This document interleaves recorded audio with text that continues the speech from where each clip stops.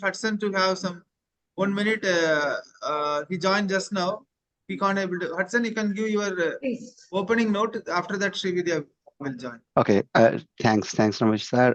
Thank you, Srividhya madam. Welcome everyone for this special section of this 24-hour ENERGETHON. The part of this, like, when we started this organization, is our target was put this organization in a international map. We slowly doing it. I am from Canada, and we able to reach out to people in Canada, US, Mexico, and some South American countries, and beyond, like, African and some South Asian countries as well, and in Europe as well, lately. Which a very strong team we have around the world. Be able to get everyone together whenever the special events gathered. We always have people from around the world to give a hands to promote ourselves. And so many people came to Chennai as well to meet our president and our organization leads. It's very precious to see all the students going to talk about the SDG 7 targets, which is very precious to coming from around the world. Thanks again, Ramesh sir, and all the organization. Okay, Dr. Srividhya ma'am, you can go ahead and start. Thank you. Thank you, Dr. Hudson. As Dr. Hudson was mentioning, this is a very exclusive session and most coveted one rather than among all the other sessions, because this involves the youth. Youth is the mantle, youth is the future of the world, as you know. And T6, advancing 17 SDGs through the energy triangle. SDG for Energy Intercontinental Student Panel Meet. On that note, we welcome you all, the youth members, for this great panel meet, and we are so excited to see you. With us, we have Dr. Kabir, CEO of ANPM, member of Board of Director of NABD Al Emirat, member of Board of Director of Friends of Parkinson UAE, who has joined us for the chief guest. Thank you, Dr. Kabir. Thanks for joining us at this late hour, I would mention, because it's absolutely late from UAE. So thanks for joining us. It's a great honor and privilege of having you as our chief guest for this exclusive session for the youth. As Dr. Kabir is a youth icon of UAE, so we thought it's more appropriate to have Dr. Kabir as our chief guest today. Thank you, Dr. Kabir. Over to you, sir. Thank you. With your respects. Assalamu alaikum wa barakatuh. Thank you. Assalamu alaikum. Alaikum assalam. It's my pleasure to be the part of this great initiative, and I'm always ready to support Dr. Srividhya and the mission what she carry for the future youth. I will welcome you all to our office in Abu Dhabi. Whatever the support you require from our side, just let us know, and inshallah we will do our best to support Dr. Srividhya and the team and your organization from our side. Actually, right now I'm traveling. I'm out of the country, so that's why I'm not able to open my camera. But inshallah, next time we will talk more with each other through the video call. Thank you. Thank you, Kabir. This is Dr. Ramesh, President of IGEN. Thank you so much for connecting with us. It was a happy moment that you connected with us. The Institution of Green Engineers and EDUGREAT Global partnered IGEN ENERGATHON. In future, we will connect with you for all our activities to make our Mother Earth green. Mr. Kabir. Always welcome. It is my pleasure too. Thank you. Thank you so much. Thank you, Dr. Kabir. Thanks for those very kind words, and your kindness and your generosity is genuinely appreciated, and thank you so much for all your support.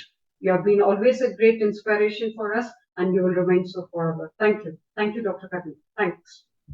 Thank you, Dr. Srividhya. Always welcome. It's my pleasure. Thank you. Moving ahead, this session is particularly about the sustainability. And as we all know, when we talk about sustainability, it's like meeting the needs of the present without compromising the ability of the future generations to meet their own needs. So it involves the balanced approach to economic growth, environmental stewardship, and social inclusion. So it comes under three different titles of environmental sustainability. When we talk about environmental sustainability, it's about conservation of the natural resources, reduction of pollution, taking care of the sustainable things which are happening around us and the environment, taking care of the environment basically.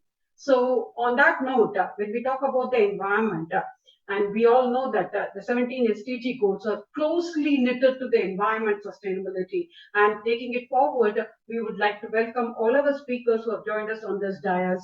Youth speakers, in the sense they are not just speakers, they are youth ambassadors who have, with the focus of working towards sustainable solutions, deriving sustainable solutions to their projects. On that note, may we welcome the first speaker who is going to speak for SDG 1. SDG 1, Nadima Daniel from Kenya. Nadima Daniel from Kenya. Ma'am, I told you SDG 1 is going to be. Right, okay. So we don't have Mr. Nadima Daniel from Kenya. So it's about, as we know, SDG 1 is about no poverty. When we talk about the sustainability aspect of no poverty, eradicating poverty ensures that all individuals have access to resources needed for the sustainable livelihood, reducing the economic inequality and the promoting social stability. So can we go ahead with SDG 2, that is zero hunger? SDG 2, do we have them here? The speaker for SDG 2? Ankur Goyal, North America. Ankur Goyal from North America, can we please welcome Ankur Goyal from North America to speak on SDG 2? Right, okay. So we don't have time to lose, so we need to go ahead. So SDG 2 is about zero hunger, that is with the sustainability aspect, that achieving food security and promoting sustainable agriculture supports environmental health and provides stable food sources, reducing hunger and malnutrition. So moving ahead for SDG 3, good health and well-being. Do we have a speaker who has joined us today? SDG 3? Yes. Yeah, that's Jessica Anabar from Germany. Over to Jessica Anabar. Thank you. Thank you so much, Doctor. Thank you. I've been always my savior. I'll be speaking on SDG 3. And the reason why I want to speak on this is because there is a sense of the need to bridge social capital. And I'm going to talk about how we can bridge social capital for transformation pathways.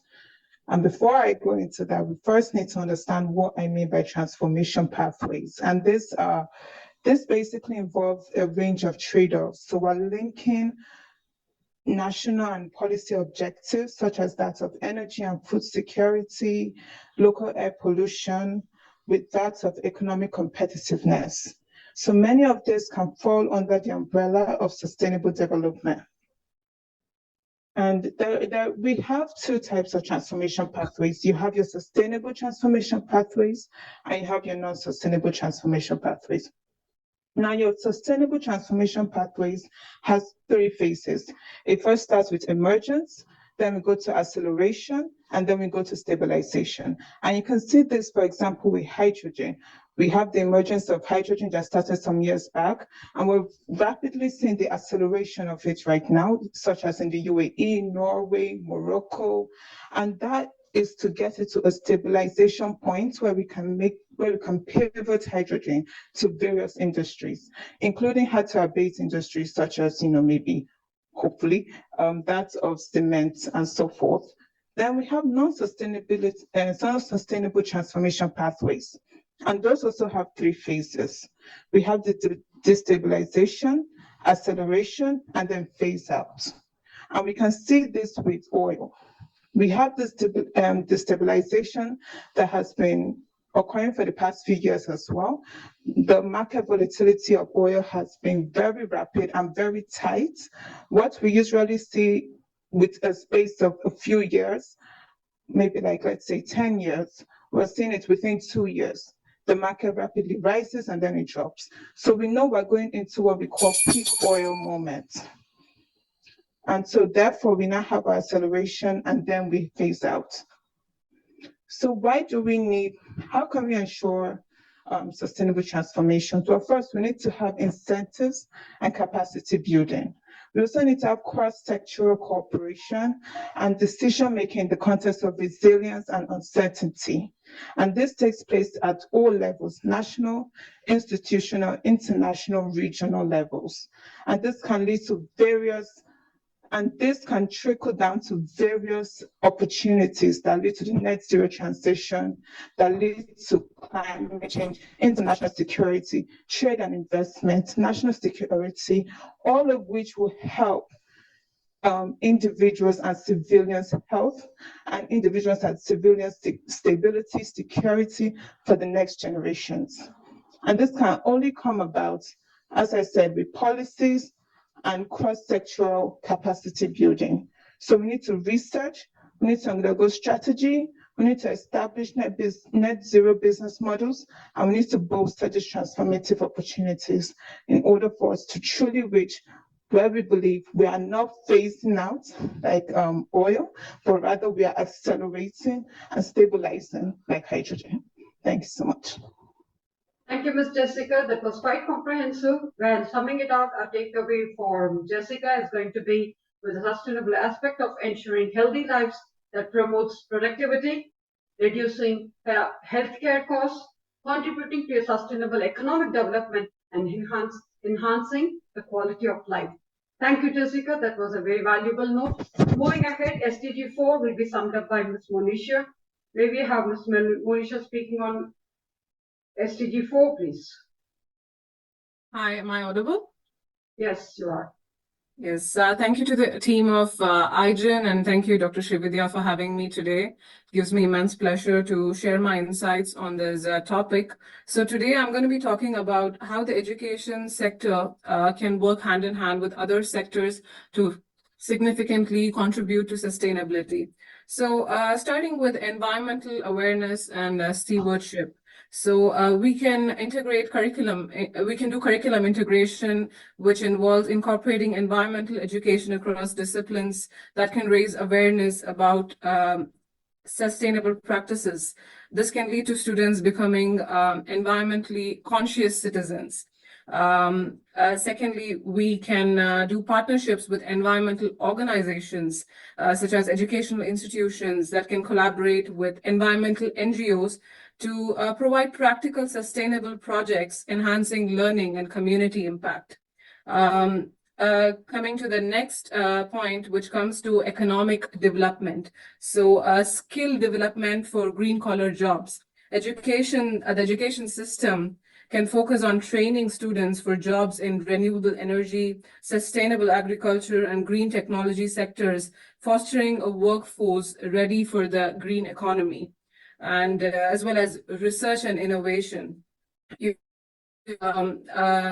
Based in India, based in UAE, and other parts of the world can partner with industries to research sustainable technologies, driving economic growth while ensuring environmental responsibility. Coming to the next point, which is focusing on the health and well-being, promoting the sustainable lifestyle. Education institutions need to emphasize the students about the health benefits of sustainable living, such as using public transportation or even eating locally produced products and reducing waste. Even collaborating with health sectors. The education institutions can work with health organizations to promote programs that improve public health through sustainable practices such as community gardens or even, pollution reduction initiatives. So besides that, we could also have inclusion of social equity, that is ensuring that the maximum children have access to education, ensuring inclusive and equitable quality education for all supports social equity and a key component of sustainability. and community engagement, which basically is nothing but having educational institutions engaging with local communities to address sustainability challenges, fostering inclusion solutions, and empowering unprecedented groups. And of course, there is technology advancements where there is no short of in today's world. But when it comes to sustainability in education, we already have STEM education, which is quite popular in today's world. So we need to emphasize more on STEM, which is nothing but science, technology, engineering, and mathematics education, preparing the students to innovate and solve complex sustainability issues, and giving them a more practical hands-on experience on such learning. Industry academic collaboration, which we could partner with tech companies that can provide students with hands-on experience in developing sustainable technologies.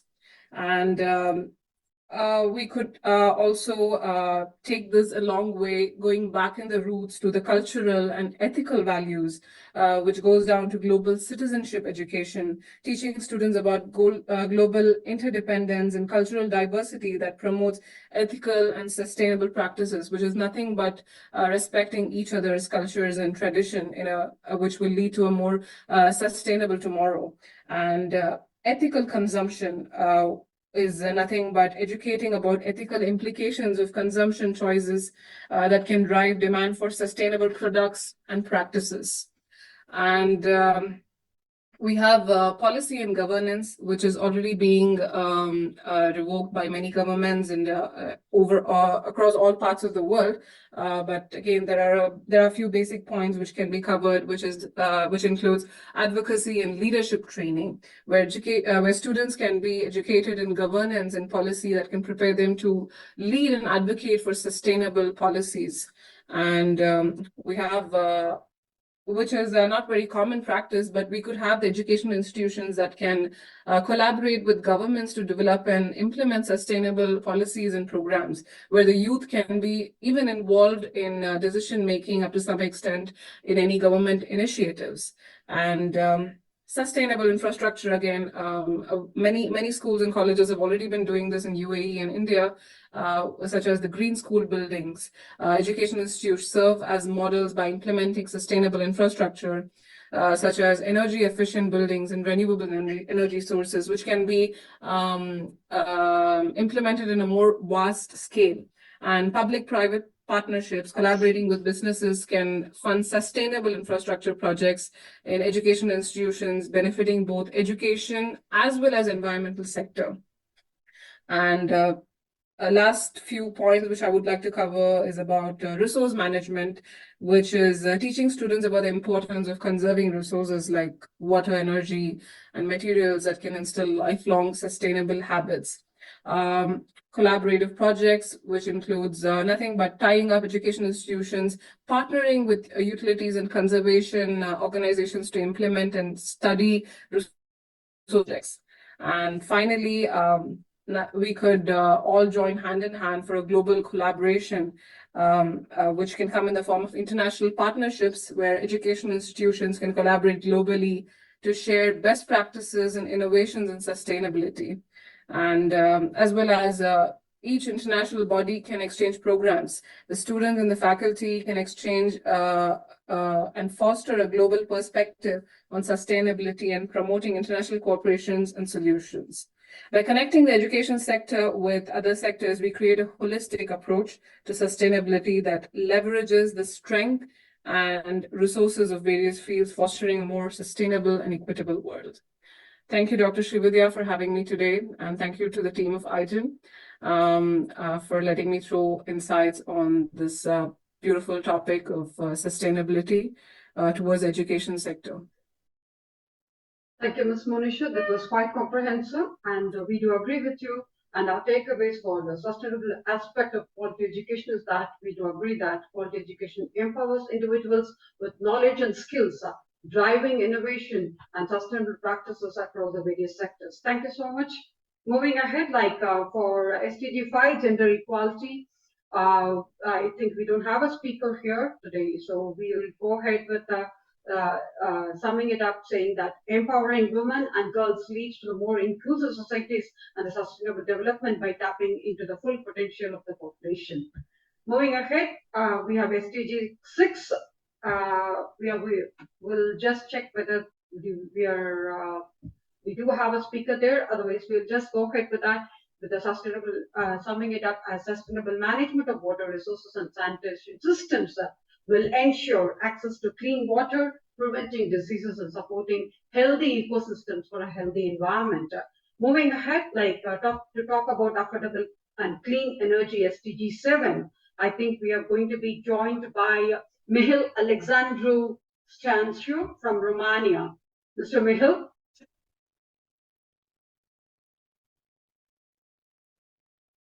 Mr. Mihail? All right. So I think we have lost Mr. Mihail. Mr. Mihail has lost his connection. So it's again about affordable and clean energy for SDG 7, where the sustainable aspect goes like renewable and clean energy with reduced reliance on fossil fuels, decreasing greenhouse gas emissions, and promoting environmental sustainability. And that's what the whole theme of ENERGETHON is all about. Moving ahead with the decent work and economic growth, SDG 8, we are here to welcome Ms. Sarbani Mohanty from United Kingdom. Ms. Sarbani? Ma'am, I think there has been an issue. I was about to speak on SDG 7. Okay, please go ahead with SDG 7. We would like to hear from you for SDG 7. Thank you. Thank you, so esteemed panel for this opportunity. I have some points with me to ensure affordable, clean, and reliable, sustainable modern energy for all in era of geopolitical crisis. We have to keep the following points in mind. Road to a brighter future is through clear communication and dialogue between organizations of national and international reputation to ensure rural areas and semi-urban areas access clean and reliable energy. Grid expansion should take place. There should be dispersed generation with minimal grid disturbances, and demand should be met without breakage in flow of electricity.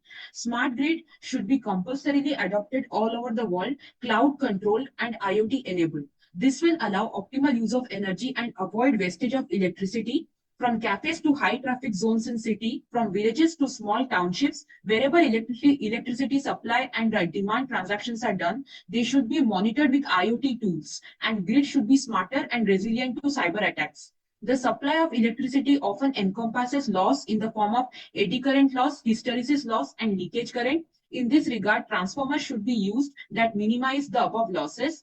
People should be aware of their electricity bill and work with village leaders, municipalities to ensure renewable electricity generation plants be established in their locality. There are a lot of places all over the world which need proper infrastructure to facilitate building of renewable energy plants, because building of such power plants will need workforce, materials, and other resources. It is very important that roadways and transportation be properly built to facilitate building of these power plants.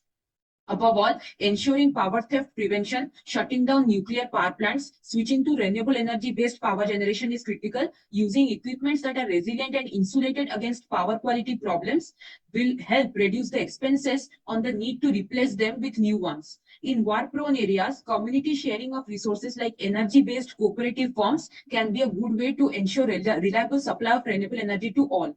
Creating awareness about the financial benefits obtained by supplying power to grid through promotions and incentives can create awareness on the issue of prevalent use of non-renewable energy. People should be made aware of green energy bonds, and invest in green energy bonds should be encouraged. Thank you, ma'am. Thank you, Ms. Sirvani. That was quite fast, but you covered almost all the points of renewable and clean energy that will help to reduce the reliance on the fossil fuels, decreasing greenhouse gas emissions, and promoting environmental sustainability. Thank you for those insights. That was a brilliant one. Moving ahead with decent work and economic growth for SDG 8.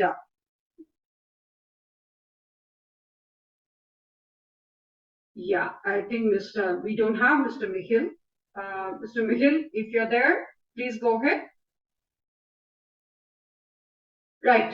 When we talk about decent work and economic growth, it's about promoting inclusive and sustainable economic growth that will create jobs and improves living standards while protecting the environment through sustainable business practices.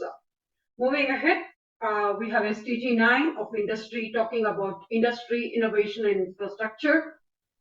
On that note, we would like to hear it from Sandasiva Baul from South Africa. Sandy, is it okay to call you Sandy?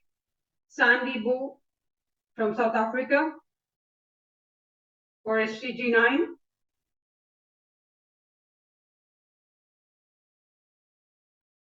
Okay. So again, talking about sustainable aspect of industry, innovation, and infrastructure, it's about building resilient infrastructure and fostering innovation that will support the sustainable industrialization process and economic resilience. If I'm going to open this to the floor, is there anybody who can take it up and just speak for 2 minutes on this particular topic? Anyone from the speaker or otherwise? Yes, Yes, Doctor, I would Jessica, like to thank speak you. on this subject. Thank you. Thank you, Doctor. When it comes to innovation, particularly clean energy innovation, we want to ensure, again, we're integrating sustainability, but also with economic competitiveness. And there are 3 ways we can do this. First, we can enable or encourage the widespread deployment of clean energy, clean technologies. And this can happen through government subsidies. This can happen through policy reforms. This can happen through educational institutions pushing for the drive and for the need for this clean technologies to come about, particularly in any economy. The second thing we can do is that we can build on successful efforts surrounding the green energy transition, and this can be through the removal of fossil fuel subsidies and or the introduction of carbon emission pricing schemes. The third thing we can do is that we can look at sustainable transformation scales, composition, and technological effects, and how each of these parties can affect or enhance the effect for the best possible sustainable outcome. At the end of the day, what we're looking for is not to be the quickest. What we're looking for is to be, we can be the slowest, but we should be the most sustainable. We should be what we can, the technologies we should create should be long lasting. We are not looking for quick profits. We are not looking for quick recognition and praise and approval. We're looking at sustaining not just this generation, but later generations. We're looking at not holding us back and not wishing that we had started earlier, but wishing that at least, although we're not the quickest right now, we're enhancing our technology. We're building on policies, we're building on innovation in order to ensure that we move from what we consider the best practice today to the next practice tomorrow. And the next practice right now is what we're all working towards, as this best practice that is going on with innovation is about to phase out. And we need to start thinking of more ways that we can ensure that energy can not only provide sustainable consumption, and energy cannot only provide sustainable way of living, but can also provide us to be competitive. But that doesn't mean that we should sacrifice quality for speed. We need to really buckle down and then understand how each policy is going to affect each technology for the future and for generations to come. Thank you so much. Thank you, Jessica. We do agree with you that building resilient infrastructure and fostering innovation supports and that will really enhance the sustainable industrialization process that will help in economic resilience as well across the globe. Thank you so much. And we have been lately joined in by one of the speaker, that is Mr. Dinesh from Russia, who is here to speak on SDG 5. Mr. Dinesh, if you're ready, please go ahead. Help me to present before you Mr. Dinesh, who will be speaking for SDG 5. Mr. Dinesh? Hello. Yes. Hello, respected gentlemen and women. I'm Yes. from Russia. studying in Russia, MBBS, second year student. And my goal is about the gender equality. Generally, the gender equality is a common goal in our society. That most of the women and men are facing the gender inequality in our society. Generally, the gender equality is the process of being fair to women and men according to the respective needs. Some examples of the gender equality is given like equal pay for the equal work, and also equality at home. Like our mother and father, our father works in the office daily, and also the equal for the work also is given in the at home and also at work, and equal pay for the work at the office, and equal respect given for the both men and women in the working at home. The woman generally works at home, and also zero tolerance for the sexual harassment and gender bias that may be occurred for the both men and women. And also some of the gender inequalities are also present in our society, like women are suffering from education inequality throughout the world. And also nowadays the gender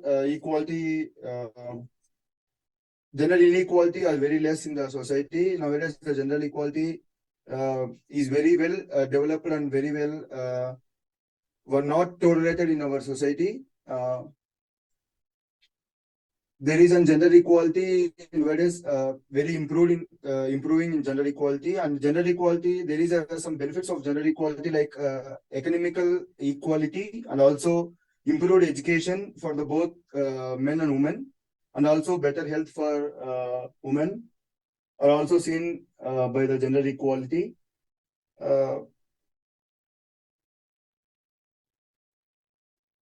These are the main problems and benefits of the benefits faced by the gender equality mainly. That's it. Thank you, one and all. Thank you, Mr. Dr. Dinesh. Well, we do agree with you that empowering women and girls will lead to a more inclusive society, and it will thereby lead the way for sustainable development by tapping the full potential of the population, irrespective of the gender that has been there. Thank you, Mr. Dinesh. Moving ahead, I think we'll have to catch up with SDG 10. That is reduced inequalities. So maybe welcome Ms. Ria. I think Ms. Ria is going to speak on SDG 10. Ms. Ria, if you're ready, please go ahead. Hi, hello everyone. Thank you, Dr. Srividhya, for giving me this opportunity. Right, so talking about SDG 10. SDG 10, I'm so sorry, I'm just facing some lag. Right. So SDG 10 aims to reduce the inequality within and among countries, and inequality starts with the lottery of birth, who our parents are and where are we born. That accounts for variation in the resources and opportunities available to people. So the social and economic inequalities and disadvantages in early life can limit opportunities for the realization of one's right and the ability to realize one's full potential. Focusing on this SDG 10, CDF India's CDF Gargi chapter working under CDF India has initiated a project, that is Project Navjeevan, and I will be talking about that. So Project Navjeevan promotes sustainability and entrepreneurial skills amongst the underprivileged, unemployed, unskilled, and unidentified women and the youth. In order to make them, in order to help them come out of the inequality barriers, be it, by providing them the identified and the best opportunities. So our mission is to generate entrepreneurial opportunities for the underprivileged one, We work in order to create financial independence amongst these opportunities. We collaborate with NGOs to identify the unrecognized communities and link them with the resources and opportunities.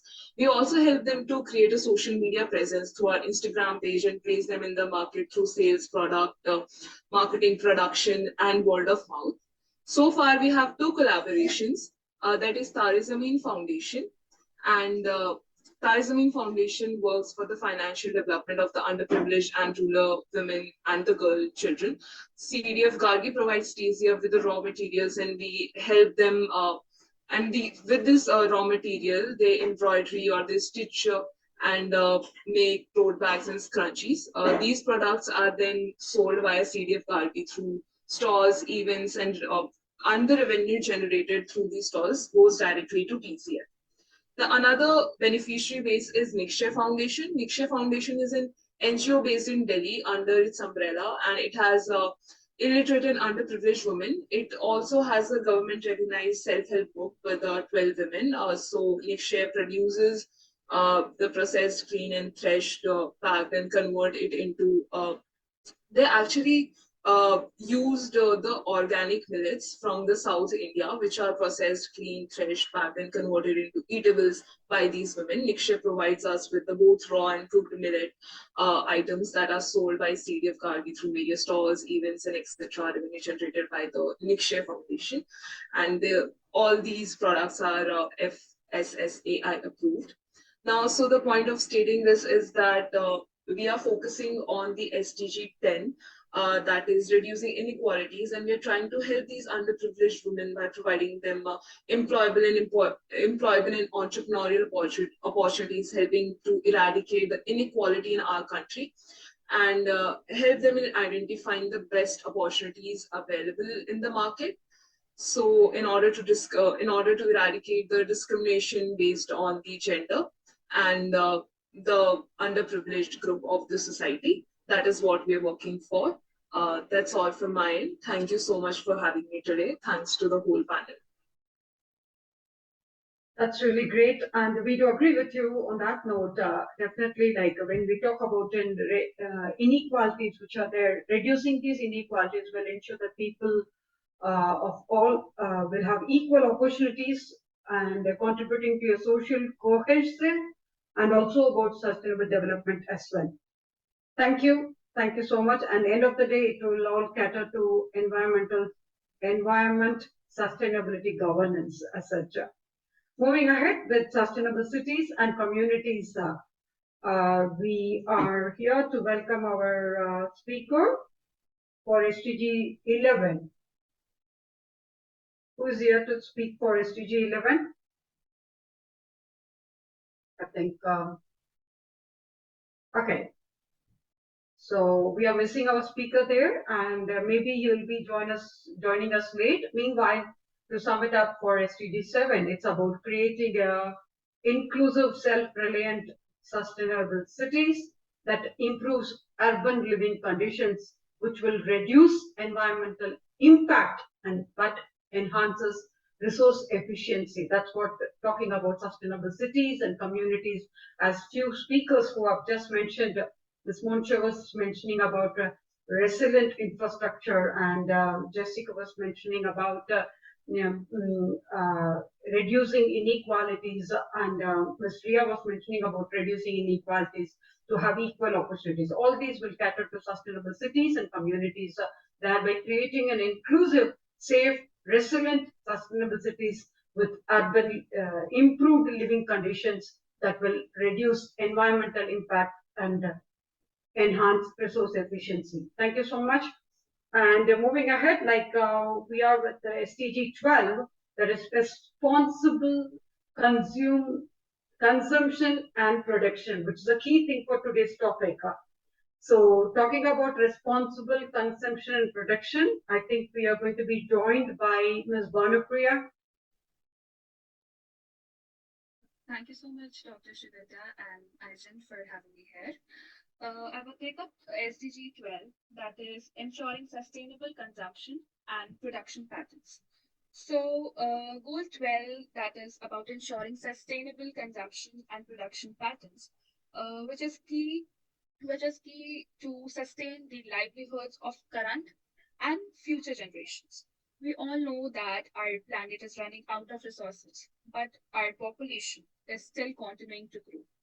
Yet, on the other hand, I would say human ingenuity is required for sustainable growth. We humans are the most valuable resource. And also, it is commonly acknowledged that there can neither development nor peace without the other, and that human rights must be respected for both to exist in harmony with sustainable development.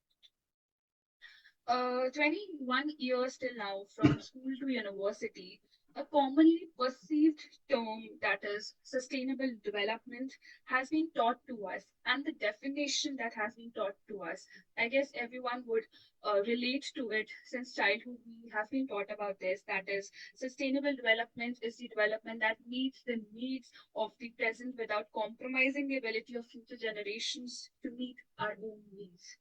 As a child, learning this in our textbooks to now implementing these sustainable development goals in the present, I would proudly say that CDF Bharti, keeping in mind the SDG 12, we initiated a project in 2022, that is Project Pariskar, also known as Bottles for Change. It was in collaboration with Distillery International Private Limited. And under the guidance of CDF India, we are like our participation in the India's PCA's plastic management initiative in partnership with Distillery, we led to a responsible disposal of more than 1,500 kg of plastic waste from our college and its surrounding area, converting it into useful products and advancing environmental sustainability. To give more highlight about the projects, we recycled the plastic and made plastic waste benches out of it. We made clothing items. We made,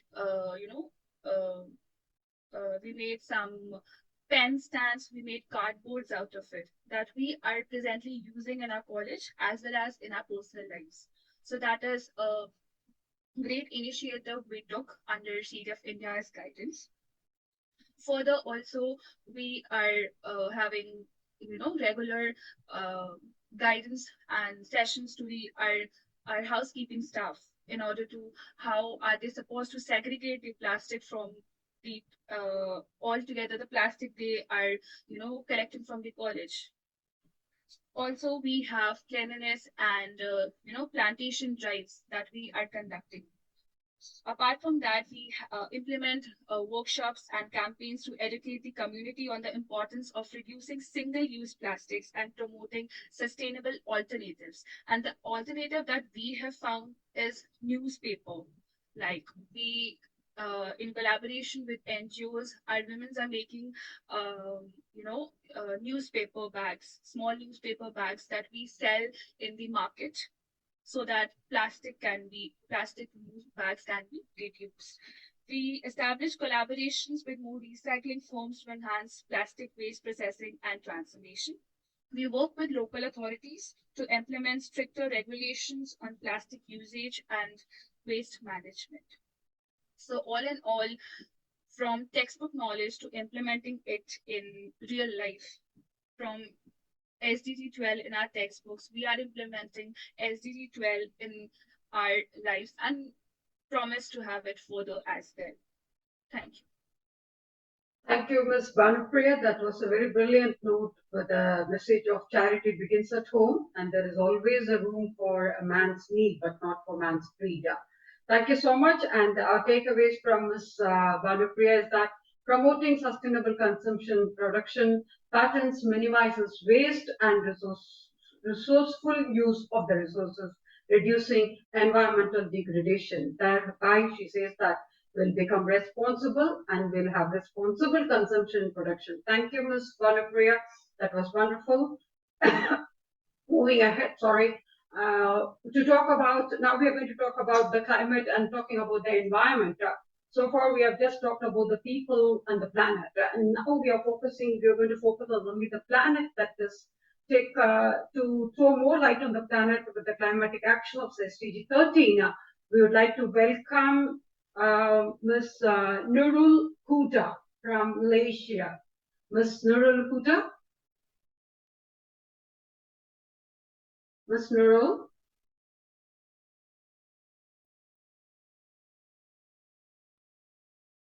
Okay, I think we are missing Ms. Nurul there. So when we talk about climatic action for SDG 13, the sustainability aspect of climatic action is that taking urgent action to control the climatic change. And as we all know, and we'll agree that this is the only planet that we have got, and its impacts mitigates risk and promotes resilience, ensuring long-term environmental sustainability. So on that note, we will, maybe if Ms. Nurul is going to join the session, we will hear from Ms. Nurul. Moving ahead, life below water for SDG 14. To talk about life below water, SDG 14, may I request Mr. Royce to take over the stage. Mr. Royce from Uganda.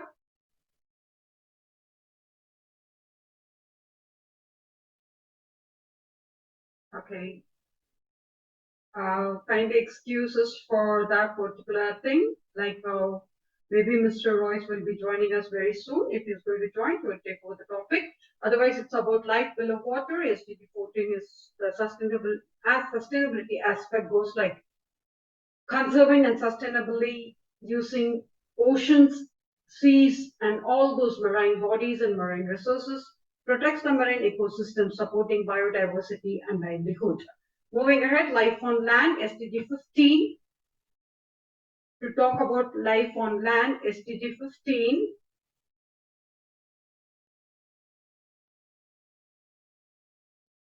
Okay. Hello, I'll say good evening from Ghana. Hello. Thank you. Thank you, Mr. Am I Go ahead. Yeah. Okay. I'll be speaking on SDG 15, and we know that the SDG 15, Sustainable Development Goal 15, is focused on life on land, and it aims to protect, restore, and promote sustainable use of terrestrial ecosystem. Okay, I've been able to gather facts about the SDG 15, and the first of it is that our land is the foundation upon which our societies are built. This is because it provides us with food, water, and shelter. It is the home to biodiversity that maintains the ecological balance. Therefore, we cannot live on a barren planet. We cannot breathe without our forest. We cannot thrive when the land is stripped of life. Another thing that is noteworthy is that our earth loses life on a daily basis, right? Several large mammal species have been lost from West Africa, including the Africa rhinos and the scimitar horn oryx. All right. And then there have been prevalent land degradation in West Africa. In Ghana, for instance, there's been a case of galamsey or cases of galamsey. And the galamsey has to do with illegal mining for gold and other treasures. So this leads to land degradation, right? And many countries in sub-Saharan Africa affected by desertification. The expansion of agriculture driven by international trade in goods like cocoa has been a major cause of deforestation throughout the 20th century. Up to 65% of productive land in Africa is degraded, and desertification affects 45% of the continent's land area. In Ghana alone, it affects more than 46%. Now, another thing to note is that there's been coastal degradation, which includes erosion and then pollution, and it cost West Africa about 3.8 billion in 2017 alone. There have been cases of rapid urbanization, particularly along the coast, and this also leads to deforestation.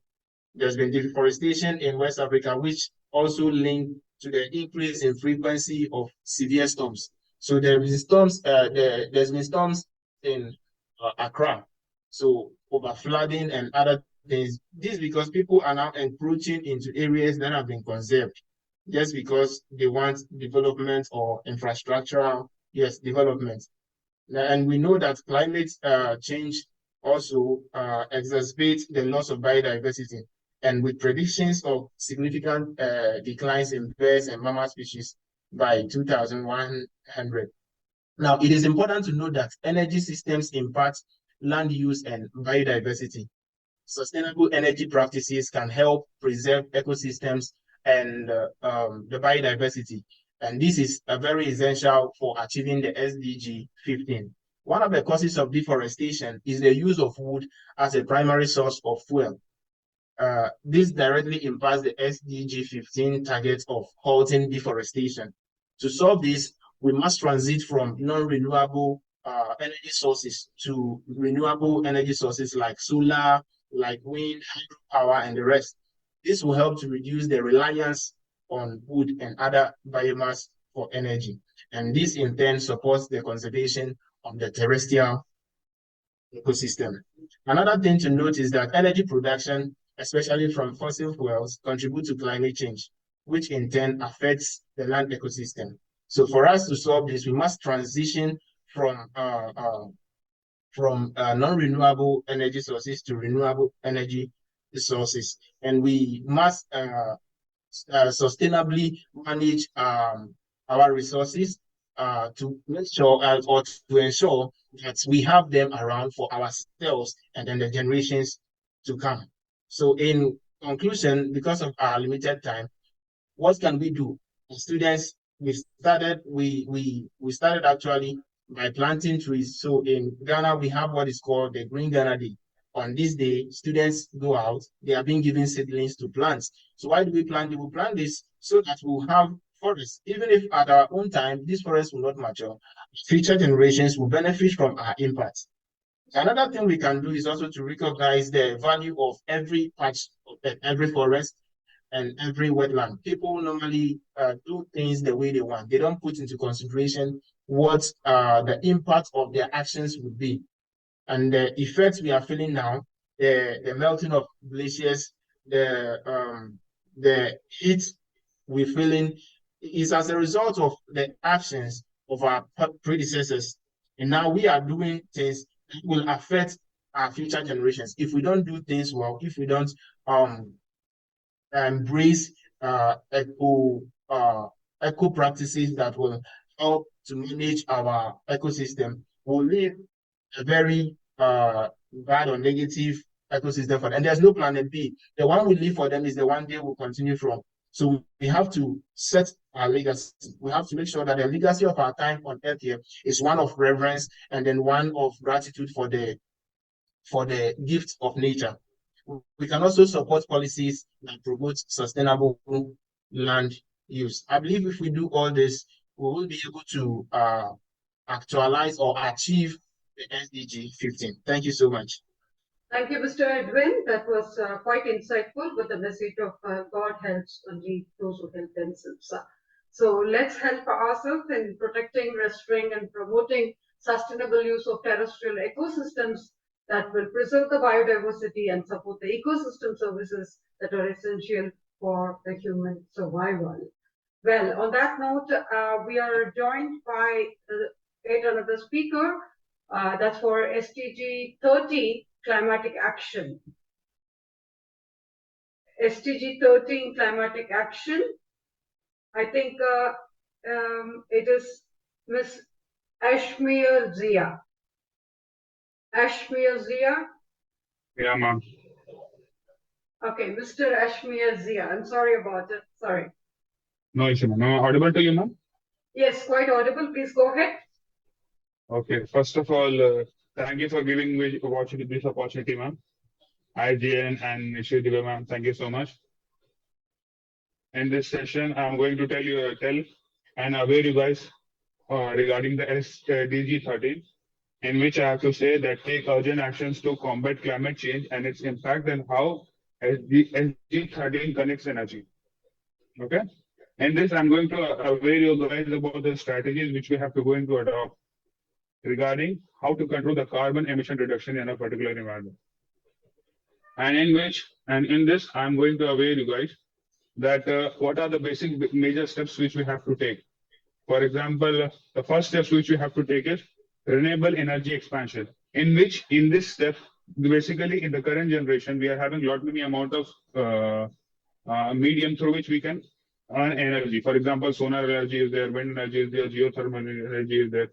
So we have to create an environment so that promotion of this type of environment should be take place, so that the replacement of the burning of fossil fuels should be reduced. And the second thing is the government should provide subscription as well as incentivity so that the installation of the services should be increased day by day. And the second thing for this is creation of the energy saving technology. As day by day, a large amount of industries are upcoming in the particular environment. So we have to motivate that particular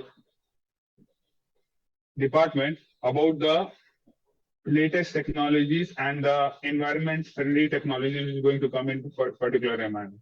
As well as we have to create an environment in which we have to promote to adapt the electric vehicles which is present. The government should provide subsidies and various other methods so that the particular organization or the people should buy electric vehicles instead of buying the vehicle which is run by fuel. And the government should also provide subsidies and as well as lot many amounts of campaign, and they should aware that particular amount of people that what's the disadvantage of using these types of vehicles. As well as the government should also implement some carbon pricing and special taxes on the use of carbon emission. For example, if any particular company or a particular factory is there who is using, who is in a form that they are creating carbon, then the government should create some amount of rules so that they should stop these all things. And the second thing is that supporting of green hydrogen technology. There are now in current generation, there are very less organizations and company who is supporting this thing. And the government should create a campaign so that the heavy industries are there, they can adapt this technology. As well as the electrical grids are there. Now in the current generation, in every state, every country, there is a particular department which is going to maintain the electricity, which is going to provide it in each and every houses in the country. So the government should create a campaign, and they should create that much of algorithm that the wastage of electricity should not take place. For example, they should create an algorithm in which the electricity which is provided to each and every house, they can be provided directly without any barrier or without any wastage of electricity. And the third thing is carbon capture and storage. In this, to remove CO2 and adapt capture carbon emission for the industry sources and from the atmosphere, as well as for promoting sustainable farming practices in this development of the carbon farming, and provide incentives for practicing the increased soil carbon storage. And the last point for me is develop rules and regulations. For example, the government should create a campaign as well as rules and regulations for maintaining each and everything which is going to be organized by a particular organization. For example, if any company is there, they should create a awareness that they should not use a single plastic, as well as they have to manage reports that what are for the particular organization, how much carbon emission that particular organization is doing, as well as what are the main, are they following the government laws and all that things are going to come. Thank you so much. Thank you, Mr. Srividhya. That was quite insightful in taking urgent action to combat the climatic change and its impacts that will mitigate risks and promote resilience, ensuring long-term environmental sustainability. So we have missed SDG 3, gender inequality. So no, it's for good health and well-being. SDG 3, good health and well-being. So we have the speaker here for SDG 3, Mr. Dinkesh Tamrat from Ethiopia. Mr. Dinkesh? Yes. Okay, I'm sorry, Ms. Tamrat. Please go ahead. Okay, thank you for the opportunity. I will speak on SDG 3, which is to ensure health and to promote well-being at all age. And the fact one is access to energy is a prerequisite for quality health care, and it's a fundamental to the achievement of universal health care coverage and the Sustainable Development Goals, and the degradation of the environment, the air we breathe, the food we eat, the water we drink, the ecosystems which sustain us is estimated to be responsible for at least a quarter of the global total burden of disease, according to a new UNDP report entitled Health, Environment and Healthy People. And the 2030 Agenda for Sustainable Development and its Sustainable Development Goals reflect the common understanding that a healthy environment is integral to the full enjoyment of basic human rights, including the rights to life, health, food, water, and sanitation, and quality of life. In fact, for household air pollution was responsible for an estimated 3.2 million diseases per year in 2020, including over 237,000 diseases of children under the age of 5. And environmental degradation is estimated to cause 174 up to 234 times as many premature diseases as occur in conflicts annually. And a 2014 epidemiological study has shown that people who move to greener urban areas benefit from sustained improvements in their mental health. The lack of access to clean energy has significant and wide-ranging impacts on people's health across the world. And energy is inextricably linked to most of the global challenges now and in the future, including gender, food security, clean water, public health, education, economic growth, uses, and women's empowerment and climate change. And the absence of clean and sustainable energy has a significant adverse impact on the health and livelihoods of the poorest population. And significant policy changes are needed to rapidly increase the number of people with access to clean fuels and technologies by 2030 to address health inequities, achieve the 2030 Agenda for Sustainable Development, and mitigate climate change. And the last one is to build this capacity at the country and regional level through direct consultations and workshops on household energy and health. Thank you so much. Thank you, Ms. Samrat. That was very short and but very sweet, but it had all its points to ensure healthy lifestyle that will promote productivity and reduce healthcare costs, thereby contributing to sustainable economic development and enhanced quality of life. Thank you so much. And we are left with two more. I think we should speak on peace, justice, and strong institutions for SDG 16. SDG 16, Mr. Mehram Fida from Pakistan. All right, so when we talk about peace, justice, and strong institutions for SDG 16, it's about promoting peaceful, inclusive societies with the access to justice and strong institutions that will support social stability and sustainable development. So partnership for goals. Do we have Mr. Royce to address partnership for goals, SDG 17? Mr. Royce?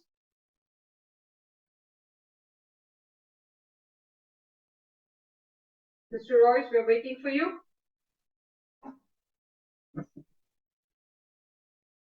All right, so we need to sum it up because we are ahead of our time, and so it's about strengthening. Okay, let me just chip in about the partnership for goals. Yeah. Thank you, Dr. Adibuji. Yeah, it is a nice meeting, everybody, and I want to congratulate everybody that has been part of this very conference. It is amazing, and it's a record-breaking outing.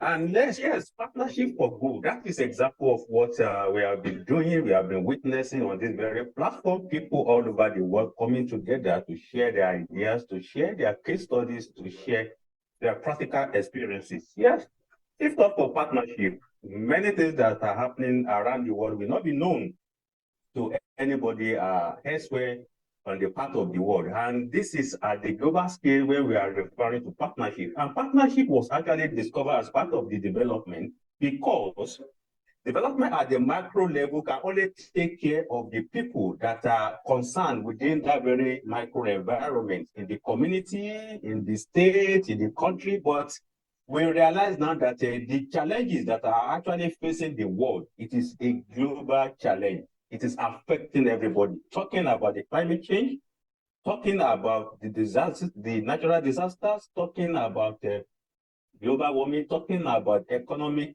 crisis, talking about the world, the peace and everything. So it's actually something that is a globalized environment now. And that is the reason why partnership is very, very important, to share information, to share experience, to share realities of concern and issues, and also to share solutions. Very, very important to share solutions. A lot of things has happened, transfer of technology, transfer of knowledge because of partnership. And that's the reason why partnership as part of sustainable development is very, very important. And we have seen all over that as we have been participating in different conferences, different summits, different discussions, high level, low level, community level, we have gained a lot of experience, even traditional knowledge. The people that are in the community, they have contributed a lot of information, knowledge, and experience to the discussion of how the world is going to be habitable and safer for the future generation and even the current generation that we are all part of. Thank you. Thank you, Dr. Adibisi. Well, we have come to the end of the session. As I'm joined by two other coordinators, I would like to hear from them before we end the session. So, Tanuja ma'am, would you like to add something before we sum it up?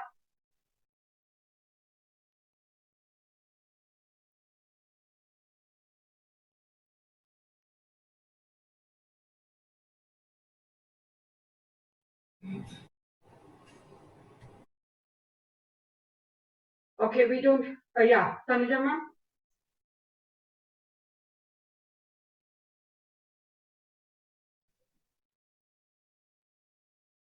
Okay, so that's really wonderful. That was a very quick and very fast session, rather, I would say, because we have covered 17 sustainable goals with around about 17 speakers within 60 minutes of time.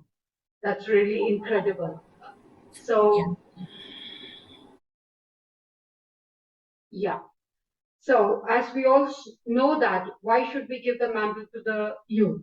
It's like empowering the youth with the skills today. They will build a better future for tomorrow. If skills are the currencies for success, youth are the future millionaires. So invest in the potential of the youth skills and watch the world transform into a masterpiece. So when we equip our youth with the skills, we unleash a powerful force for innovation and progress. So the true wealth of the nation lies not in its resource, but in the skills of its youth. That's what has been displayed on this platform today when we talk about 17 SDG goals. So when we talk about 17 SDG goals, the main takeaways of today is that overall, they have been talking about the key objectives, that's with economic growth, promoting sustainable, balanced economic growth globally, with international trade, enhancing international trade and investment to foster job creation and economic development, with enhancing financial stability, that's strengthening the stability and the resilience of the international financial system, thereby leading to sustainable development, addressing global challenges that include the climatic change, poverty eradication, and sustainable development. Thereby, we'll be working on infrastructure investment, that is promoting infrastructure development to support economic growth and connectivity, thereby enhancing digital economy, that's the future, advancing digitalization and harnessing the potential of the new technologies for the inclusive growth, with the employment and education of creating opportunities for quality jobs, green skills, and ensuring access to education and skill development, thereby ensuring global health, collaborating on the global health challenges, including pandemic and access to affordable health care. Thereby, how do we work on that? We will work together with the NGOs and other organizations, online organizations that's crucial for supporting the summit success as such, and with the advocacy, as somebody was mentioning about what are the major key objectives that we need to work on is advocacy. We need to start working with NGOs and online organizations to raise awareness about these key issues and advocate specific policies and actions, thereby, which is a key thing, the research and analysis sector, that we provide valuable research with the data and analysis of the various global challenges, assisting policymakers in making informed decisions. So who is going to do it? The youth is going to do it with the partnership that is the NGOs and other organizations collaborate with the government, business and other stakeholders to implement the projects and initiate that align with the objectives of this session of talking about sustainability, thereby making our world a better place to live in. Thank you so much. Thanks for all the speakers. On that note, I would like to take this moment to thank IGEN for this stupendous effort of bringing all these people, all these change makers, the torchbearers, the trailblazers of this platform to come and share your thoughts and insights with us. Thank you so much. On that note, there is a huge background team who is working on it, Ms. V.S. Gowri, IGEN head. I think she has been working with Mr. P.S. Krishna and Mr. Niranjan, who has been taking care of this youth circle in making this program, this session of advancing 17 SDGs through the energy triangle a major success. Thank you so much. Thank you all for joining us on this platform. It was wonderful having you, and those inferences, all those insight shares were quite valuable. Thank you so much.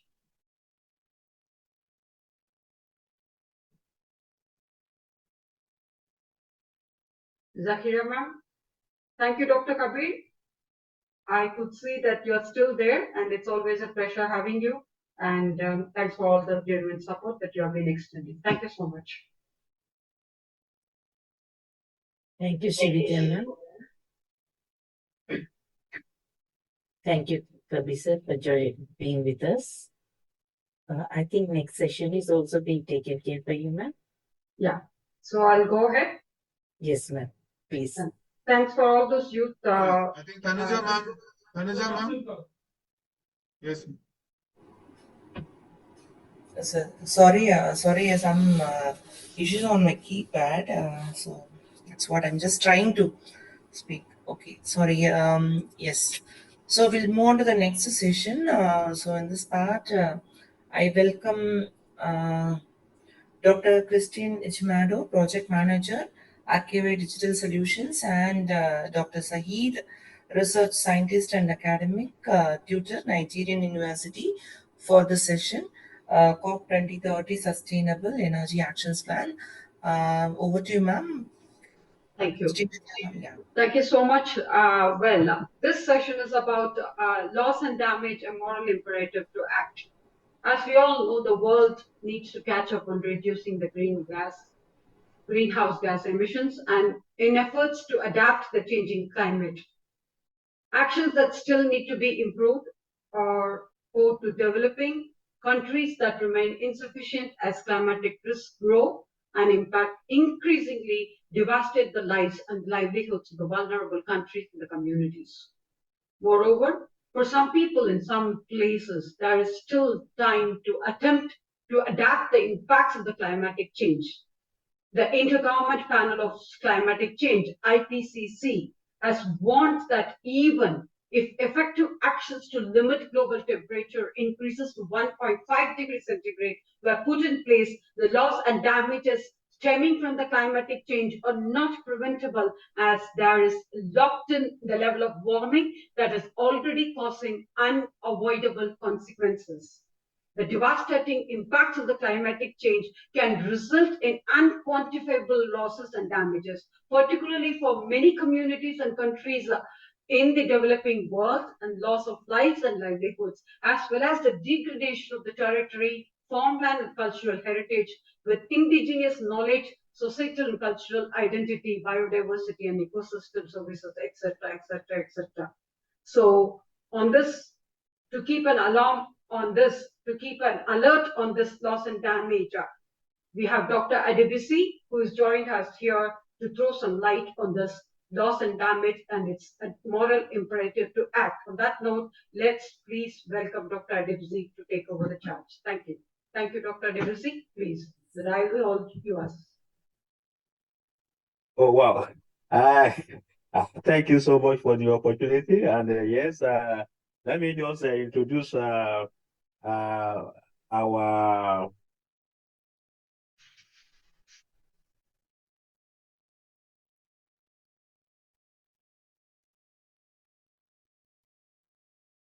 Doctor, we lost you there.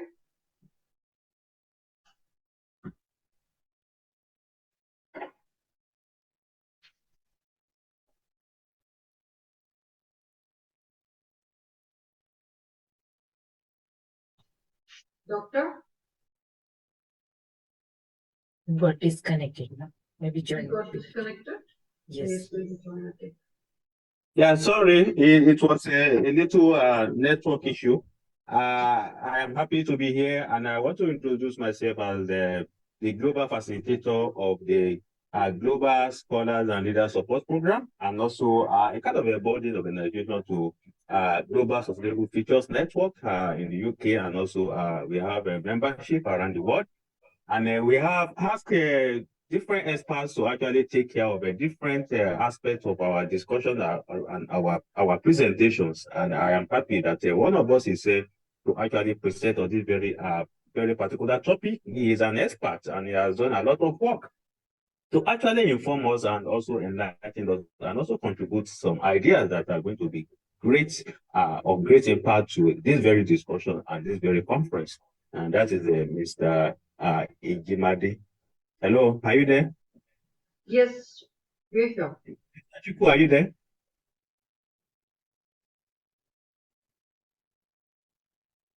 Please, just a minute. He is logged in with GSNSN. Yeah, no, I asked our members to actually join. Ask the members of the network to actually join on this very presentation. Yes. You can continue the preambles, man. Let me quickly check on him. Okay. So when we talk about the loss and damage, that means the different things to different groups. And there's no definition of the loss plus damage in the UN framework. Convention on Climatic Change, that is UNFCCC. So loss and damage can generally be understood as a neglected divided upon climatic change that occurs despite or so that's how we call it in these days within quotations. So waste and damage are frequently categorized as either economic or non-economic. The financial loss and damage or negative impacts to which we can apply a monetary value. Hopefully, everybody will agree with me, I think. These are the matters such as costing of rebuilding services that have been damaged due to food and loss of revenue from the crops that were destroyed due to dirt. So when it comes to the famine or lack of water, lack of sanitation, we can clearly say that it really has an environmental impact. So the non-economic loss and damage or the negative impact to which it is difficult and it is infeasible to allocate a monetary value for this. So these include the trauma for experiencing through the tropical cyclone, with the loss of collaboration due to the total of people and other loss of biodiversity. So on that note, I would like to open it to any other speaker who would like to throw light on this particular topic, or we can go ahead with Dr. Adebisi. Is there anybody who would like to add on to it? Yeah. Yes. Yes, I would like to add on to it. There are over 370 million indigenous people globally. And these indigenous people they occupy 1/4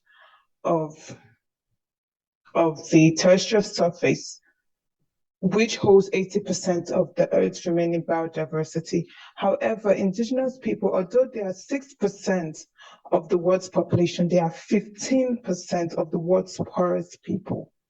The reason being is that the issue here is that we have remote, although mineral-rich regions that are inhabited by indigenous people that do not have their opinions sought after in regards to decision-making that is made on the land.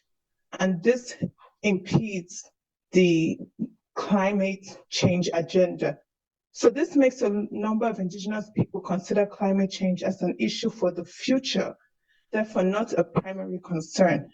And this in itself is a major concern. And so there are various proposals for change that we can undergo. And one of the changes that we can do is that we can first provide these indigenous peoples and the value of their lands with immense support alongside resources to aid in the effective participation. So they realize just how valuable it is to ensure that their lands are being, if not kept in this condition, is being used in a more responsible manner and not just to be burnt down and to be used for unsustainable urbanization. Another proposal is that we need to create green strategies for them in a level that they will understand just how important it is to pinpoint what is needed from them. Where can they adapt? How can they adapt? And how can we do it in a way that we're bringing them in the conversation? Because these lands are very important, not just to them, but for the earth as a whole.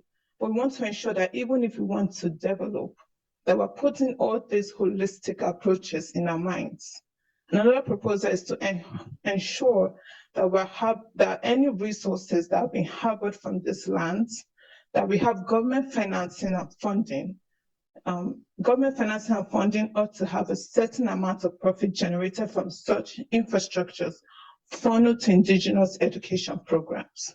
So all of these proposals will aid in making the indigenous peoples, and I'm just using the indigenous peoples here as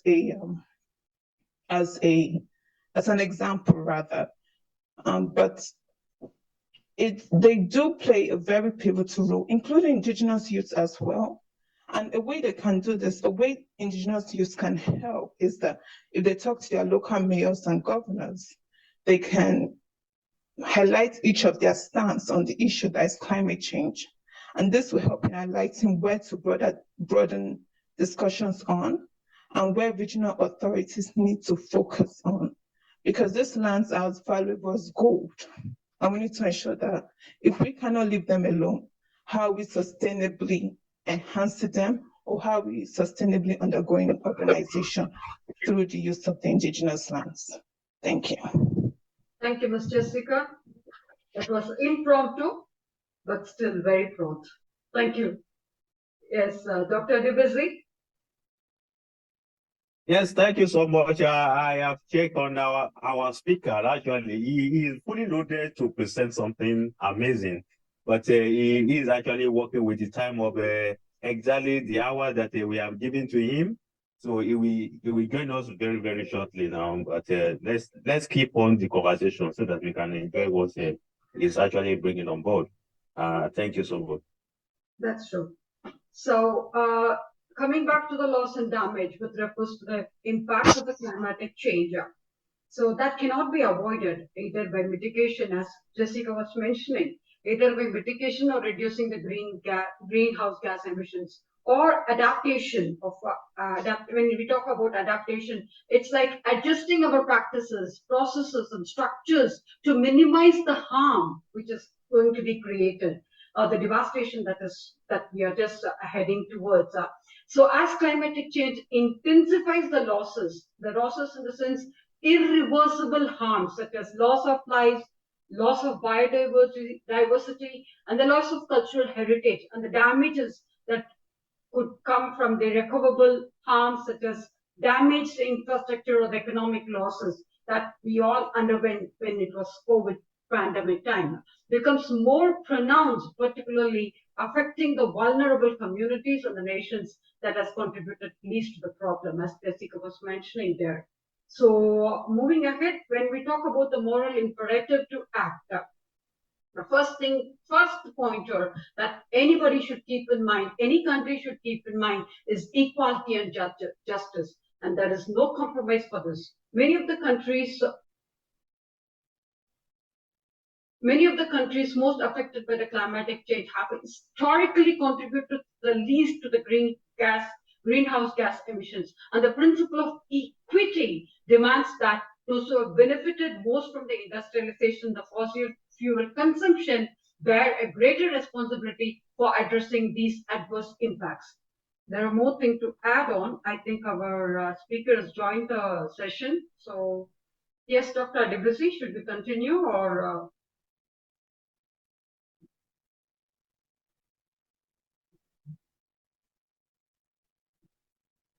Doctor? Yes.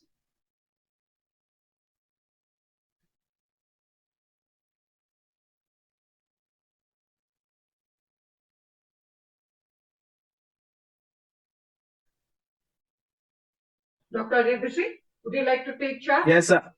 Yes, thank you. Yes, I think yes, I lost my network, and yes, the speaker we got over very shortly now. Like I said, the topic I prefer it to be handled by the experts because they have a lot of information, and also they have so many experience that can add value to this very discussion like this. And when we are talking about the this very particular topic, it is not an open-ended topic that anybody can just use experience to just talk about.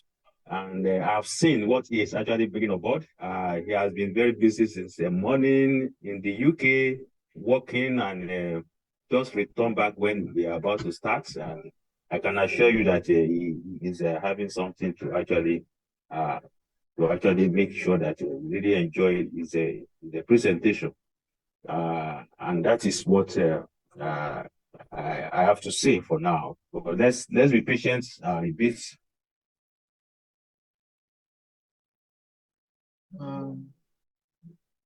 So I'll go ahead and conclude the session. Yeah. Okay, Dr. Srividhya, I hope if it is concluded means I can take over the session with how the SDG energy conservation activities role to support the various projects in IGEN, so that we can continue. Then maybe by 2 o'clock the next session SSLA will start. Yeah, by in another 5 minutes we can conclude it, sir. Okay. Okay. So when we talk about equity and justice, which we have mentioned just now, and the second pointer that anybody should keep in mind is the human rights. So the climatic change disproportionately affects the poor and the marginalized. Obviously, we see it around the globe. And of course, it goes unnoticed, and we always pay deaf ears to this, threatening the basic human rights, including right to life, right to health, right to food, right to water, right to education, right to housing. So addressing these loss and damage is necessarily to uphold these fundamental rights, which are the key for living, for sustainable living. So later on, like what it results to is the intergenerational responsibility.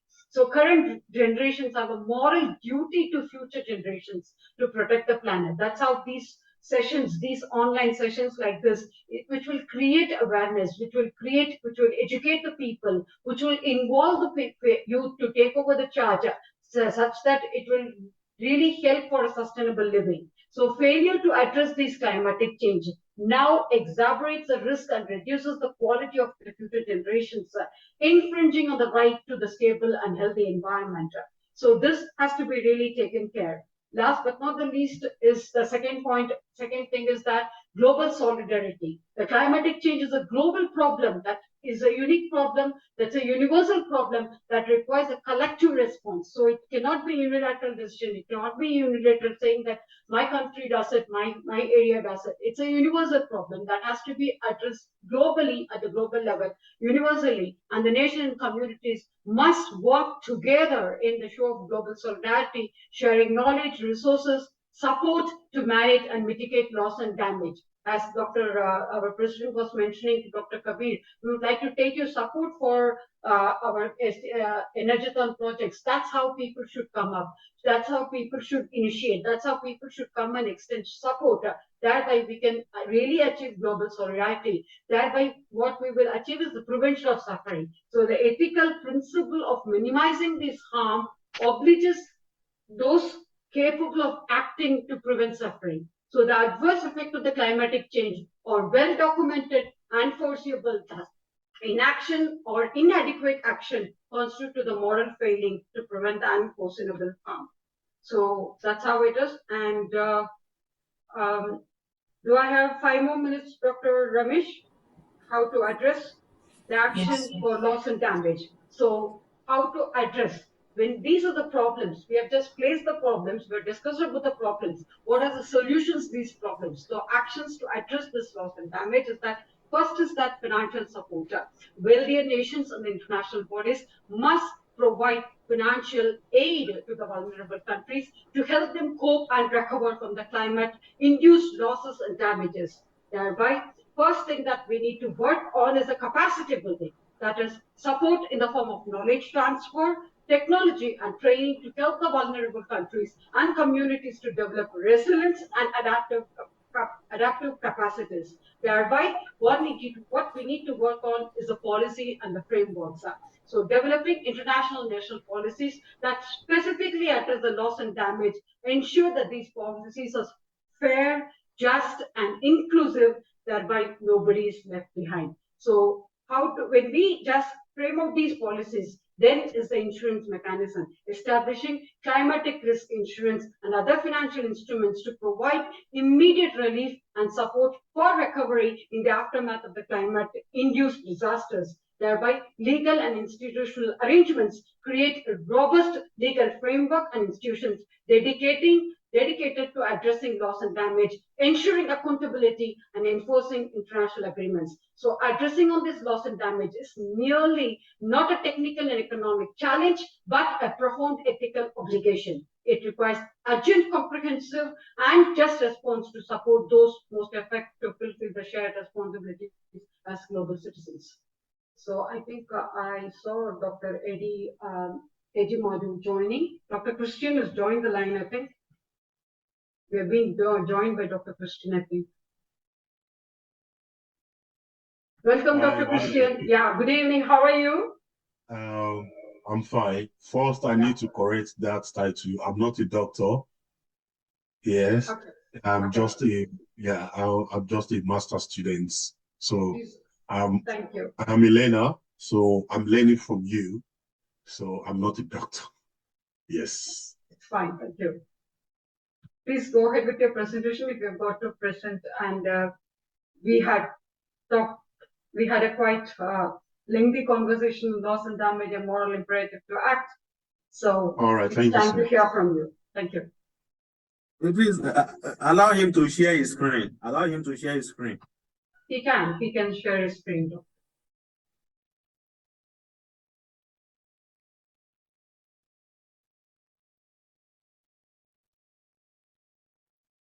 Thank you. A minute. Your screen is visible. Yeah. Yes. You can go ahead with your presentation. Thank you.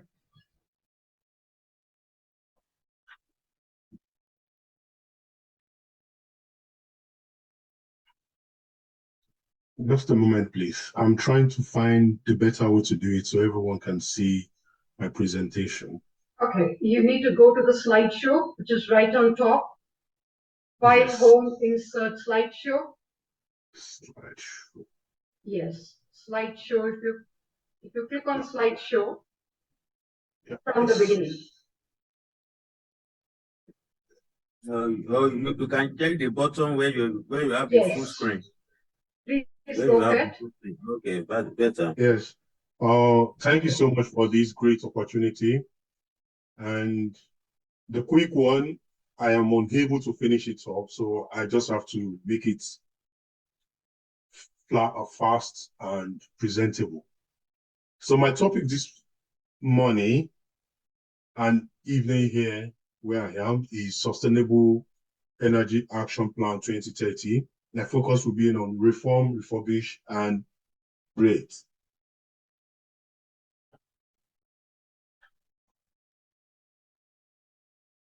So, first, purpose of CF 2030. So my acronym means CF, which is Sustainable Energy Action Plan. And the document is a strategic document that shows or enhances how the sustainable goal of 2030 will be achieved. And these will be handled by local stakeholders or local authorities. So they have like a body of people come together and based on UN directions on how to achieve this. But in order to achieve this document contains some components, and these components are essential. Example, Cool. Component number one, baseline emission inventory, BEI, as acronym, assess the current state of energy related to climate mitigation. First, before they could make any policy, they need to understand the current state of energy consumption in their localities. And they can do this based on statistics that they could they will have or they could have and on to check if actually they are safe or not. Because for energy consumption, we need to check triple bottom line, that is the society, the environment, and the people. These are the most vocal points that they need to check. So by doing so, they understand the baseline emission inventory.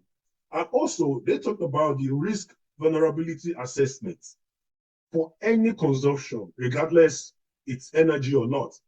The risk of adopting sustainable energy and climate action plan.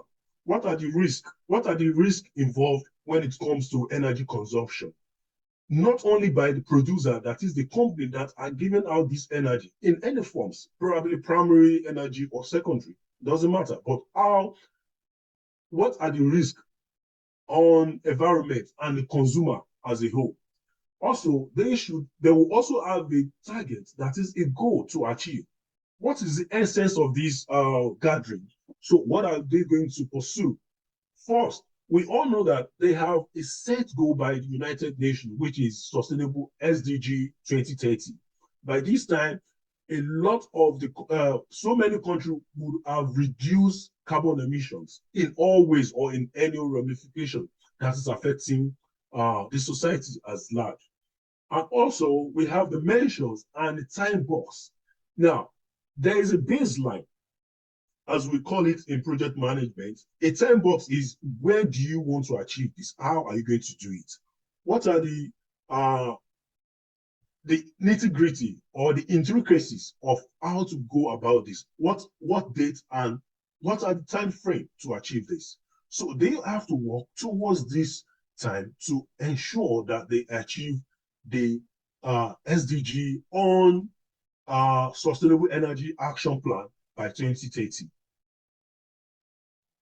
Now, in order to achieve this, they have an ambition action plan. And this, I categorize them into 4 phases. Number 1, consumer model. Second, regulatory and developer models. Well, let me start from the first item, consumer model. Now, before, who are the consumer? Let me start from there. So the consumer can be the company that gets energy from a vendor, or can also be you and I. So what do we want? How do we, what are the demands? How do you use energy in our own house?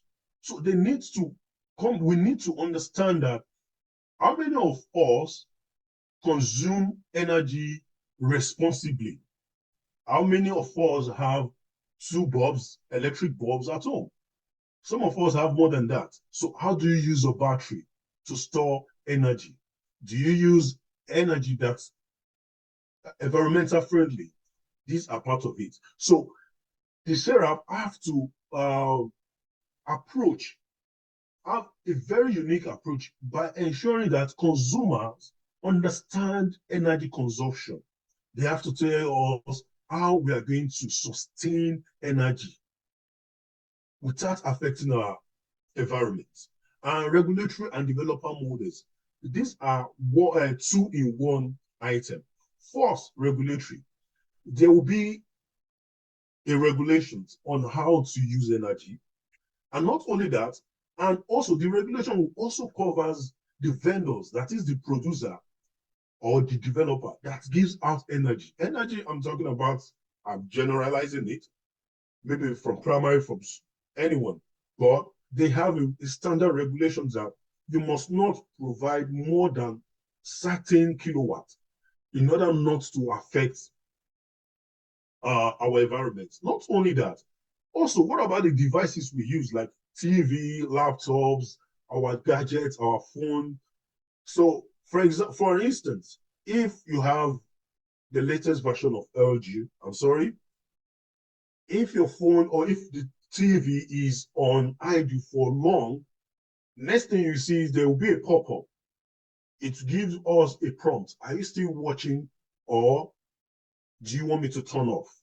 Now, that instant, that prompt is a message which is well sustainable to ensure that if you're not watching your TV, it will go off anytime soon. So by turning off, it's saving us a lot of energy. Not only that, also a bill, because we pay a bill for every energy, single drop of energy we use to power our devices, TV, anything, gadgets we can think of. That is part of the regulatory and developer models. Also, producer and distributor models. What are the ways of providing energy sustainably? For instance, most of the time we rely on getting energy from fossil fuel, but these days, for some countries like UK, trying to integrate renewable energy into their national grid. How? Now, they are using solar system. Not only UK, I know every part of the world are doing that recently. So they have solar panels that can generate light to houses.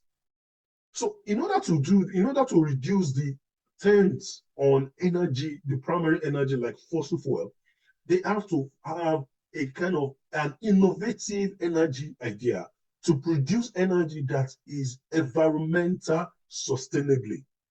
So that is the essence of producer and distributor model. So how are you distributing this energy to us? Is your devices or your gadget or the solar panel sustainable? If it is not, then we need to go back to the roundtable and speak to how we are going to reduce the impact on consumers and also the environment at large. Also, we have the civil society and individual models. The SHERAP, like I said, is like strategic plans on how to achieve action plan of 2030. In order to do this, we also need to understand that the impact of civil society is much more than what we can quantify. It is unquantifiable. The civil society knows how to go about this. They can create an engagement gathering, tell people the impact of using energy abruptly, and overuse is not advisable. So civil society can enlighten us, create village or communities engagement sensitization. This is what you should do. This is how to save energy. This is the kind of bulb you should use in your house. You don't buy this kind of electric bulb. Don't buy this kind of, if you have any old items like electric kettle that consumes energy, please change it. I could remember when I got to the UK, that was 2021, when Boris was about to leave, he said, in order for you to save energy, get rid of old electric kettles. And people were just like, oh no, it's not possible. And that is the fact. Most of these gadgets are dead. They are only there just to consume energy. And the more you consume energy, the more bills you pay. Therefore, civil society and individual models are interwoven. They give us an explicit information on how to use energy so that it will not affect the set goals SDP 2030. And also, we talked about the next slide, we talk about the current state of energy consumption. Now, if you remember, during the COVID-19, before the COVID-19 and after the COVID-19, and during the COVID-19, this is 3 phases now. The number of energy we consume during the COVID is was less than what we consumed before and after the COVID. The moment we all emerged or escaped from COVID era, we consume a lot of energy, and that affects our society as a whole. During the COVID, some of us, we hardly drive because we were indoors throughout. Hardly you will see 10 cars in the street, maybe one or none, because there was an enforcement that if anyone stepped out from the house, please ensure you arrest the person. So the carbon we emitted during this process was reduced. But the moment we left that confined situation, COVID-19, the energy consumption jumped up because we have every power or how will I put it, every means to dispose of energy by driving, going back to feed, to a lot of it. And also the recent war that is going on between Russo-Ukrainian war, which Russo-Ukrainian multidimensional crisis. I use the word multidimensional because this war, the current crisis, cut across a lot of human endeavor. We can't, in terms of energy, in terms of ecology, food supply chain, a lot of things have been affected. Now, I'll give an instance. When some countries were giving a red time relationship, an hard time relationship with Russia, Russia threatened a country like UK and other countries that, you know what, if you are not supporting the Russian war against Ukraine, we are going to cut our energy or we are going to reduce it. One of the reasons why Russia still remains one of the most powerful voices to be reckoned with in the landscape of Europe is because of the energy. If any country wants to deal with it, you just have to tell it, is either we have a Green Deal or not.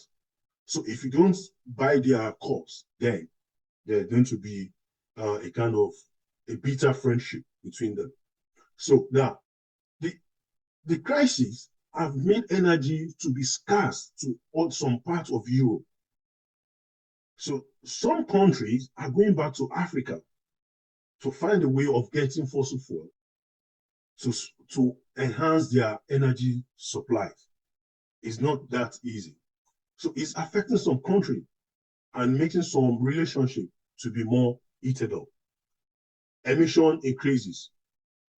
The more we use energy on our daily basis, the more we have a lot of emissions going on.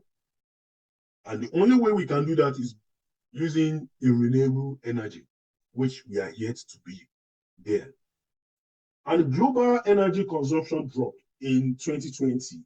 That is the first items I was talking about rebound to pre-pandemic energy consumption. During this period, the consumption of energy dropped because we are indoors and the only thing we have used when it comes to energy is just within the confine of the household, not more than that. And also we have the last one is renewable energy consumption increases by 17% in 2021. That is immediately after I'm talking about the post-pandemic energy consumption. So the consumption of energy increases by 17% in 2021. Here is my analysis after I collected some data from International Energy Association. So number one, you can see, and this is how it goes. And during this period, people move from oil or natural or primary energy production to renewables. And that's why we have a lot of countries, sorry for that, moved from primary to secondary. And that's why we have renewables to be 600, which means a lot of people fall into this bracket and let me see if I can use my, I want to, okay. So a lot of countries moved off from primary energy production to renewables. We've got another 10 minutes with you, Mr. Oh, Christian. 10 minutes. I'm Yeah. sorry. Okay, then. We have environmental risk assessment of the current energy consumption. What are the risk assessment when it comes to energy consumption? Number one is greenhouse emissions. The more we use energy, at least the world, we household contribute at least 81% to the total energy consumption in the world. So whatever we use right here escape to the atmosphere and it affects it. Also, climate change, how it affects climate change, energy consumption definitely affects climate change by reducing, by emitting carbon monoxide. So we have excess of it and it affects our entire environment. And also habitat alienation. During the process of getting, process of extracting fossil fuel, it affects habitat execution, probably some natural habitats in ecology, it's affect them. So permit me to play this video. Just, I don't know if I have enough time to do that, but just give me a minute, please.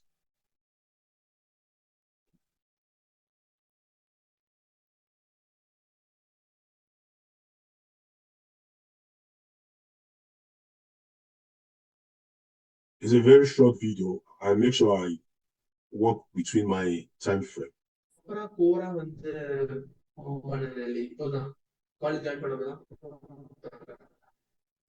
think we can go ahead with your presentation because the video is not loading.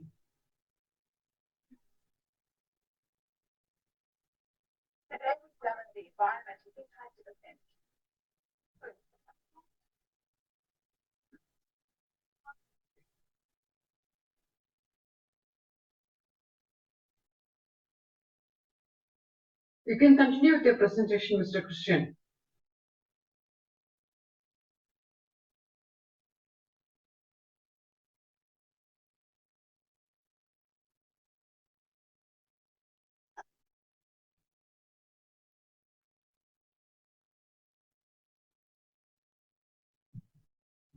Mr. Christian?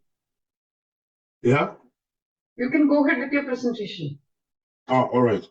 Yeah. Sorry for that. Sorry.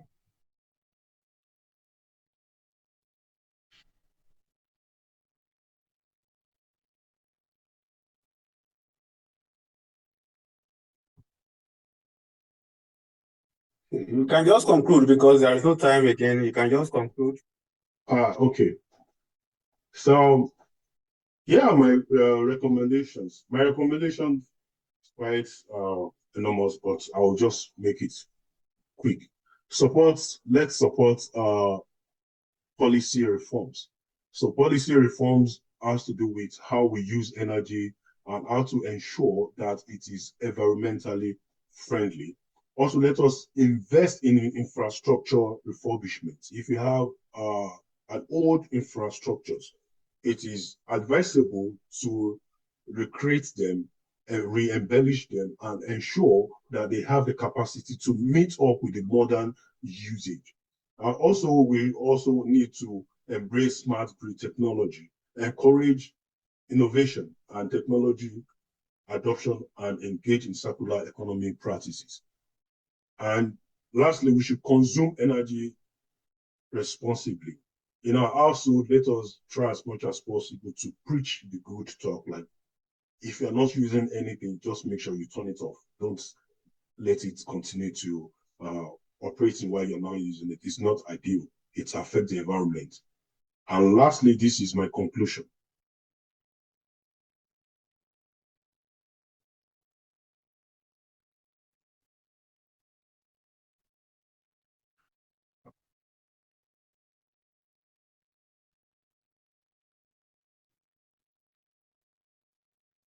All right. Thank you, Doctor, for the opportunity.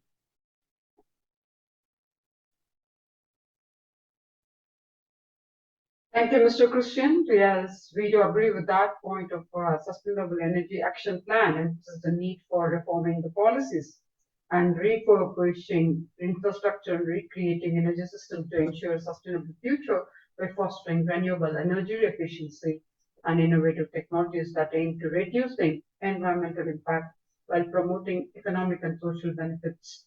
Plan success hinges on collaborative efforts of government, business, and communities. That's what the whole session is all about. Thank you so much. Well, we have come to the end of the session, basically our key takeaways of the loss and damage in the context of the climatic change with adaptation limits is a key point to understanding the loss and damages and the loss of claims of the disproportionately experienced in the vulnerable developing countries. But future losses and damages will raise the increased global warming and the limitation to adaptation, stopping to protect against climatic impacts. Dr. Adibisi, would you like to add your inferences? Please go ahead. Thank you. Would like to hear from you.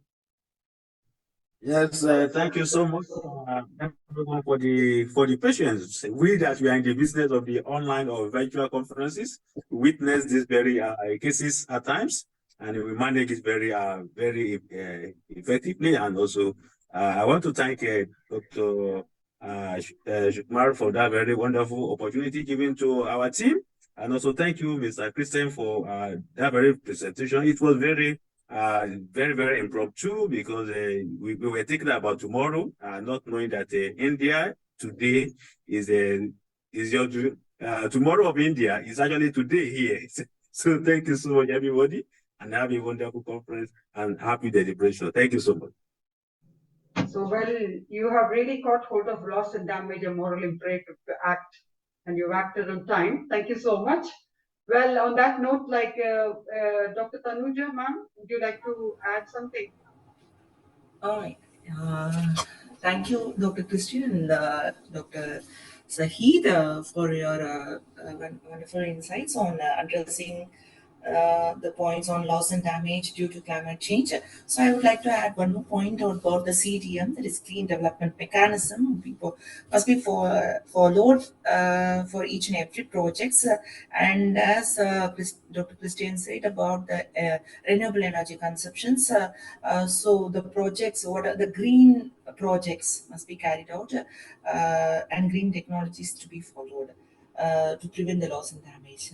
These points, with that note, I call Sunil sir to give a conclusion note for this session. Thank you. And also I thank Jessica for adding her insights on loss and damage in our session. Thank you, Jessica. Thank you, ma'am. Thank you Dr. so much. Sunil, Yes, ma'am. over to Sunil. First of all, I would like to express my sincere gratitude to the speakers who delivered us very insightful thoughts on addressing the loss and damages. That is an essential aspect of the moral imperative to act on the sustainable principles. Here, they have developed a different scenario. They have discussed about the different scenarios that the moral imperative to engage in dialogue and take actions toward the sustainable practice, such as the reducing consumptions, reusing resources, recycling materials, and so on.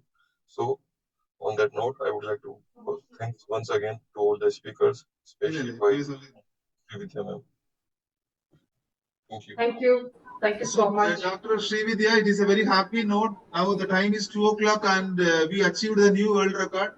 Last year it is 19.36 and now we achieved the new world record, that is 20 hours. That is a marathon end in 20 hours, another still 4 more hours to go.